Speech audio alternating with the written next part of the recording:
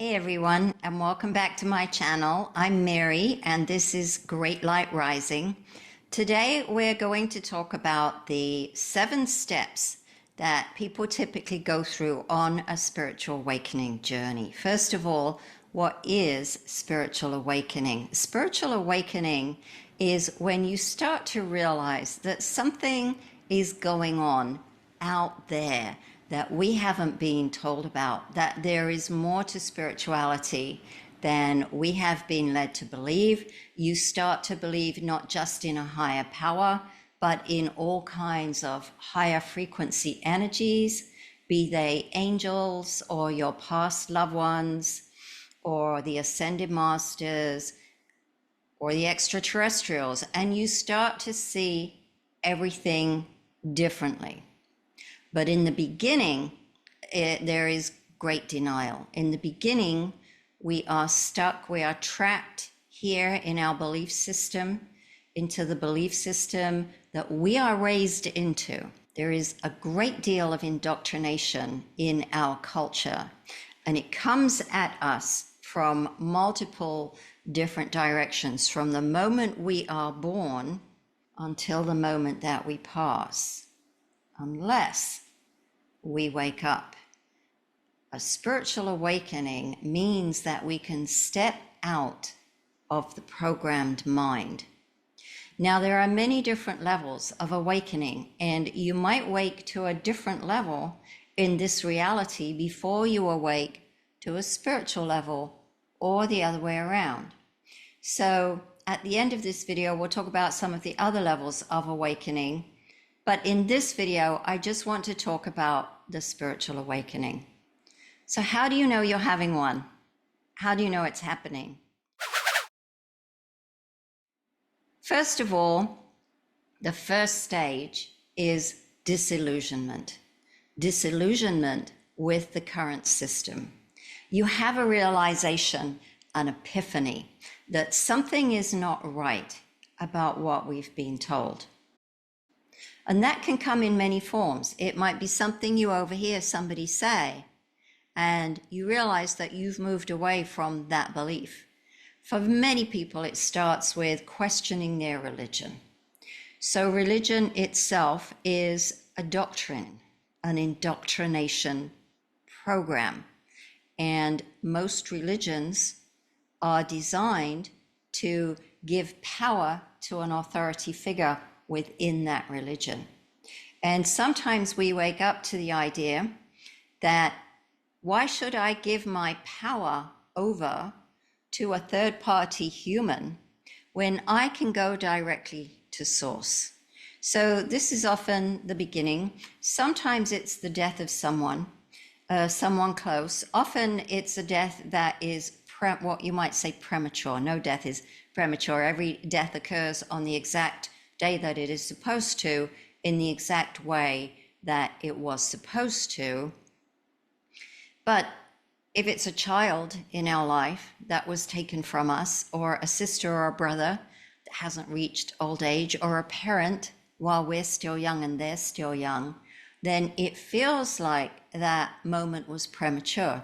And oftentimes, the awakening will begin with a death like that, because we will realize once that person passes, we might have a connection with them, a strong connection with them that comes through after they've passed. And we realize that there is a lot more beyond what we can see with our visible eyes and what we can hear with our visible ears. So another way this awakening might happen is through dreams. We might start having vivid dreams. Oftentimes, if we're being called to awaken, we will have dreams where we think that we're in school, that we're being taught something, we're going through instruction. Sometimes that instruction might be on another planet, in another reality, or on a spaceship. And if you have dreams like that, it's possible that your guides are guiding you through your sleeping moments while you're in the astral planes, while you're in your astral body. You're actually going through real teachings. And when you wake up, you might forget those teachings, but you know something was going on. And when we come back into body, we pass back through the veil. And we don't always remember exactly what we were doing in our sleeping moments while the physical body was sleeping.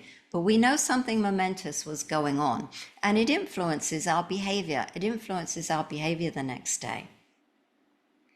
Some of us will just read something that doesn't make sense. I remember when I first started, when Kindle was first a thing, I was exploring a lot of the free books on Kindle. And one of them was The Three Initiates. And he was talking about Hermes, who is sometimes said to be Thoth. So there's some kind of a connection there between Hermes and Thoth. And Hermes was quoted as saying, "Let he who has ears to hear, hear." And I thought to myself, where have I heard that before? Oh, in the Bible. This is what Jesus was often attributed as saying, "Let he who has ears to hear, hear." He said this to his disciples. So that got me to thinking, did Jesus study Hermes? Was there a connection there? It's not mentioned in the Bible then, is it? And so this starts you down a rabbit trail, and you start to think for yourself. And as you think for yourself, you have realizations. So that's stage one, some kind of a trigger. The trigger can also be an illness or a sickness that knocks you off your feet and causes you to have to spend a lot of time lying in bed, sitting in a wheelchair, sitting on the sofa, unable to move forward. And it gives you thinking time. And sometimes those insights come through that thinking time. Anyway, the first stage, disillusionment, some kind of disillusionment with what you think you've been told, what you've been told to believe, some kind of discrepancy in the belief system that triggers you into starting to question things. So the next stage that we go through, and these stages may not happen to you in this exact order, is a kind of a disbelief that that the whole system has been rigged. Because once you start to awaken, you come to this realization that the whole system has been rigged. We have been lied to on every possible level. And if that is so, it's a very horrible thought, right? Why are people lying to us? Why are they robbing us of our power? Why are they telling us that we don't have power, that we have no authority? Why are they subjecting us to a false authority, a false God, if you will? And so there's this period where we're really not sure what to believe and what not to believe.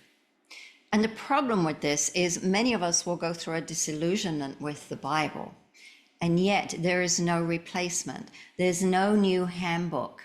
When you stop believing one, or when you turn your back on one, there's no replacement for it. And that leads us to stage number 3, confusion. So if I used to believe this, and now I clearly see that that can't be so, then where is the truth? How do I find the truth? What book do I read that gives me the truth? And the hard part there is no one single book you can go to. There is no one single person who can tell you what is true. The hard part about this stage is that we have to learn to use our discernment. We have to start to feel it in our body, where the truth is, what the truth is. How do we resonate? How do we feel when somebody tells us that this is so or that is so? Does it lift us up? Do we get the chills? Do we resonate with truth through our chakra system, through our body? Do we feel the truth? Or do we suspect that that's not quite right? So discernment involves using all of our senses, our logical mind, our spiritual discernment, what we feel in our heart, what we feel in our gut, things we've heard from trusted sources versus things we've heard from non-trusted sources. And we try and pull that all together and shape a truth. I'm still working on what my own truth is. I know some things that I definitely don't believe anymore. But the truth is always changing for you as you go through the awakening journey, because you awaken to different levels as you become aware of different information. And so information starts to float into your awareness. It might be a conversation you overhear in the grocery store. It might be a video that comes up in your feed or a podcast. It might be a book that falls into your lap somehow. Maybe a friend gives it to you. Maybe it literally falls off a bookshelf, if anybody spends time in bookstores anymore. So things pop up into your awareness, little tidbits of information, and slowly you start to piece together like the pieces of a jigsaw puzzle. You start to put together a sort of picture, but it still is kind of blurry, and there are still pieces missing. And to be honest, I don't know if we ever fill in the whole jigsaw puzzle in this lifetime. I don't think there's a person on the planet that can give us the entire picture and say, this is how it is from start to finish. This is all of the truth. So this is something we have to learn. And that leads us into the next stage of our journey. And again, these stages may not be in order, and that is acceptance. And so you move beyond the disbelief into accepting that we have been lied to, that things are different from what we've been told, that we have more power than we could possibly know, and that we create our own reality, that power is not given, it's taken. We take up our power. We define our boundaries. Others can't define those for us. So there is a level of acceptance here of who you are and what you can become, how things are in the outside world, what parts of the outside world you choose to continue to believe in, and what parts of the outside world you turn away from, you turn your back on. Along the way, and this is another stage in the spiritual awakening journey, we lose friends. Sometimes we lose family, and that can hurt. As we go through a spiritual awakening, our vibration increases. Our physical bodies have a frequency. Everybody's does. Everything has a frequency. A rock in the riverbed has a frequency. The water flowing through that river has a frequency. A chair on the other side of the room has a frequency, and people have a frequency. And as we go through our spiritual awakening, our frequency is gradually increasing. So if we were with a partner, a spouse, a friend, a family member, and we were resonating at a certain frequency, and then our frequency starts to go up, but theirs doesn't, then we fall out of resonance with that person. If theirs comes up along with us, if they're on that journey too, then we stay together. But otherwise, there can be a lot of pain and a lot of heartache as we realize that we are on this journey by ourselves. Not everyone is on this journey with us. Now, when I say by ourselves, I don't mean we are completely alone. We are never completely alone.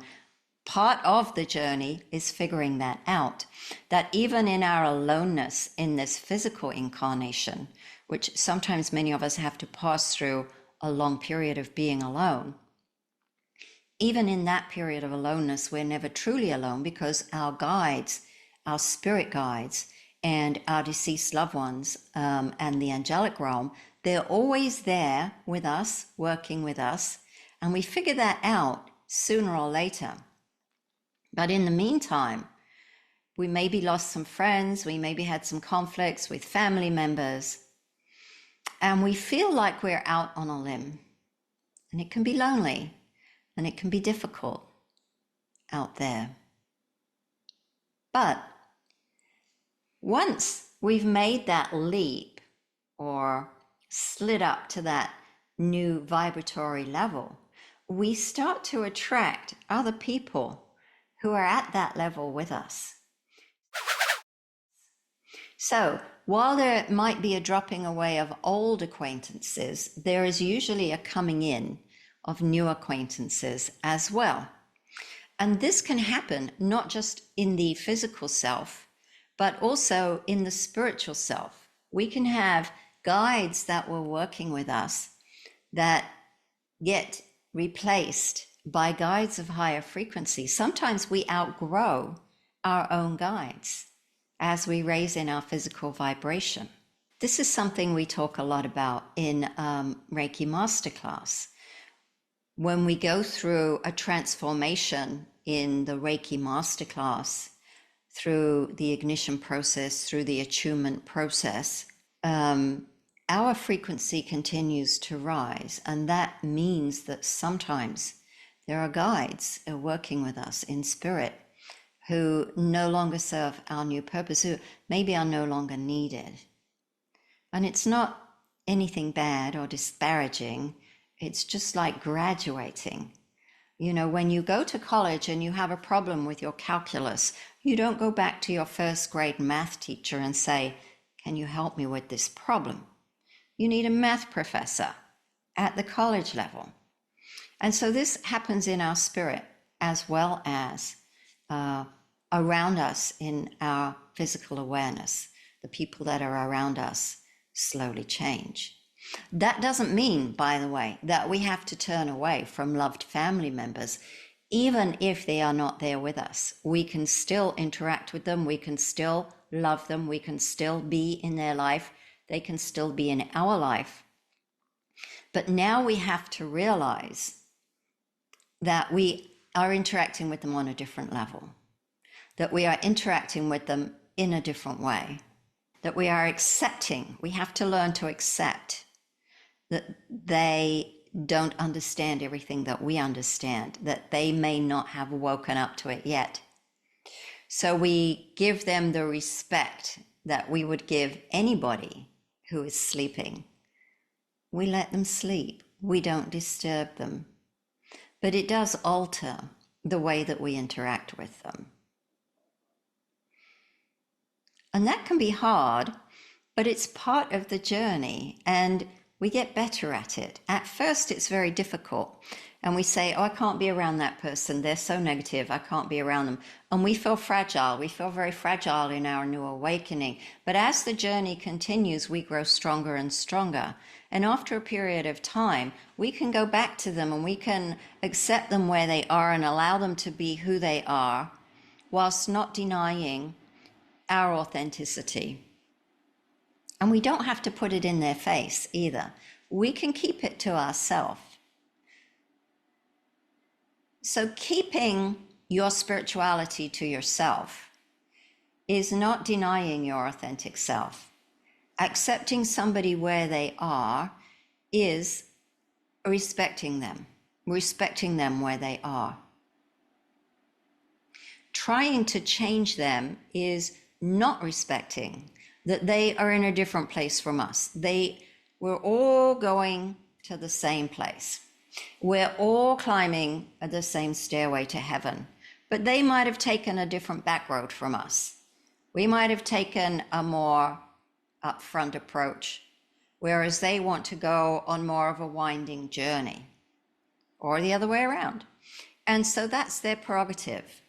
They command the journey in their own life. They're guides that have their back, just like your guides have your back. And you can trust that if your guides have your back and brought you to where you are today, that their guides will take them to where they are meant to be. And it might be a different place from where you are or from where I am. And so that's all okay. But we have to get to a place where we understand that. And so that's the final stage, where we reach a new level of awareness, where we may not have the complete picture, but we know we don't have the complete picture. We know what we don't understand. We know what we don't know. And that's okay with us. Because there are some things that it's just very difficult to figure out until we transcend, until we transition to the other side, and we can see with new eyes, with fresh perspective from there, what we can't see from here. And so the 7th level is about achieving that new level of awareness where you realize now that there are actually many different levels of awareness, and you may have awoken to some of them, but you may not have awoken to all of them, but you appreciate that. And you do, obviously, if you haven't awoken to it, you don't know what it is you haven't awoken to, but you appreciate that there might be more out there than what you now know. So you kind of reach this point of realizing that there are things that you don't know now.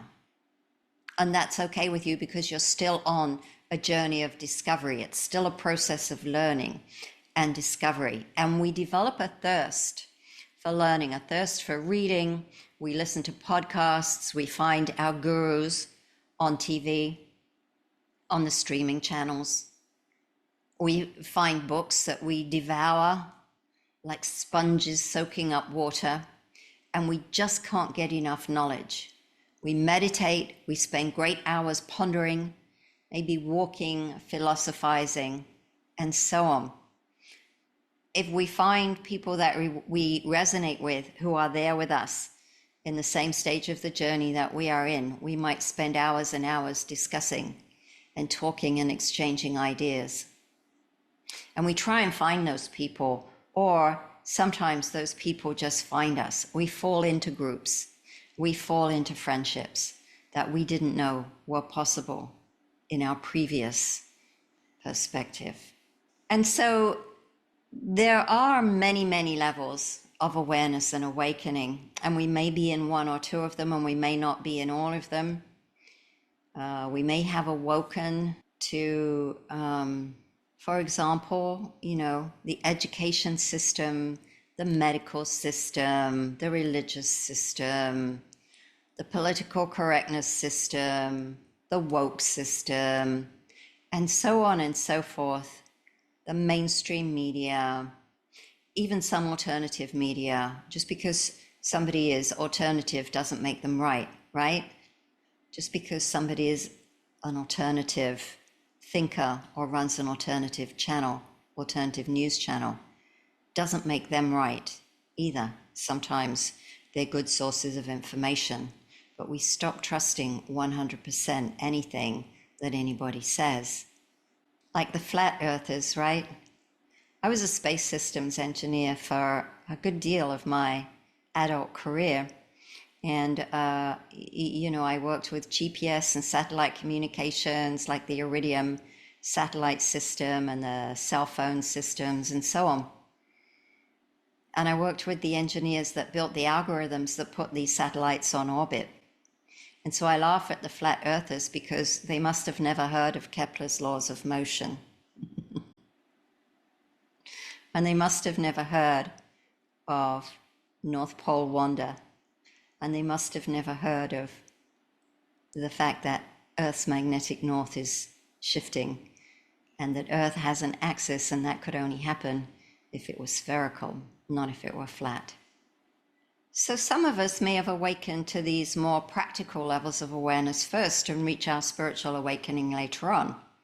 Others of us may have awakened to the spirituality first, turning away from religion, and then later on we realize that there are flaws in the system, turning our back on the political system, turning our back on the education system, turning our back on the traditional medical system, and so on, because it's no longer working for us. And we see that it's no longer working for humanity. Even the food production system, right? We could go on and on. There are so many levels of awareness. So I don't want this channel to be one of whistleblowing on the system or getting into politics or any of that. My goal in this channel is to help people understand that they have power, that they have sovereign power, and that they have a right to develop and use that power. And that power starts from within, with you understanding the power of your mind, the power of your words, the power of your thoughts to create and shape not just your reality, but all of our reality. As a Reiki master, I meet many students who will tell me that they are an empath. Well, in fact, most Reiki students are empaths. In fact, everybody is an empath. It's just that some people know they are and they're very sensitive to it, and some people don't know they are, and they don't know that those are the energies operating in their lives. And some people are just not that sensitive to it. But when you're an empath, you take on other people's illnesses or other people's sicknesses or other people's depression, and people will say, well, I can't be around people because it makes me depressed or it makes me nauseous or whatever. And my answer is always the same to empaths. When you don't know you're an empath, when you haven't learned about the power in your consciousness, that's one thing, and that's okay. But once you've learned, once you know that you control the energy around you, then you have to learn to control the energy around you. And if sitting next to somebody who is depressed makes you feel depressed, then there is something in you that is resonating with depression. But when you raise your vibration up and you learn how to hold your light and how to shine your light, then instead of sitting in their darkness, they are sitting in your light. That is true power. And that's the message that I have in all of my videos. That really is my message. You have power. You have power you don't know you have. And once you find it, once you learn it, I encourage you to go watch my video on cloudbusting, because cloudbusting, when you learn how to do it, and most people can do it, not everyone can do it right away, but most people can do it. But when you see yourself doing this, not once, not twice, not 3 times, but over and over again, you realize that you do have power. Your mind is powerful, and that is a serious tool that you can use amid the chaos of today's society. So I hope this video has helped you in some way to see where you are on your spiritual awakening journey. Do you recognize what stage you're in? Let me know in the comments, and leave me a thumbs up if you've learned anything, if you've enjoyed watching this video. I just want to thank you all for watching. You are the light. Together we are the great light rising. Take care, everyone, and I'll talk to you in the next one.